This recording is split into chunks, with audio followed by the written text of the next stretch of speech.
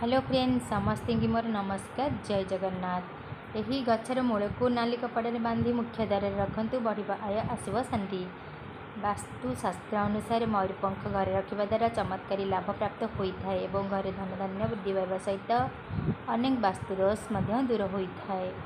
पैसा रखुवा आलमारी भितर मयूरपंख ठिया कर रखा द्वारा अत्यंत शुभप्रद होता है और अर्थभाव देखा दे न थाए। यदि जातक राहु खराब प्रभाव रही है तेबे घरे पूर्व किंबा उत्तर पश्चिम दिगरे मयूरपंख रखा द्वारा शुभप्रद होगा सहित राहु खराब प्रभाव कम होता है। मयूरपंख माता सरस्वती और कार्तिक अति प्रिय होता है। तेबे पिला बढ़िया टेबुल पाखे दुईटी मयूरपंख रखा द्वारा शुभप्रद होगा सहित विद्या अर्जन में सुधार होता है। पारिवारिक कलहरु मुक्ति पाइबापी वास्तुगृह पूर्व कांथरे 7टी मयूरपंख रखा द्वारा परिवार सदस्यों मध्य मधुर संपर्क वृद्धि पाई और घर सुख शांति वृद्धि होता है।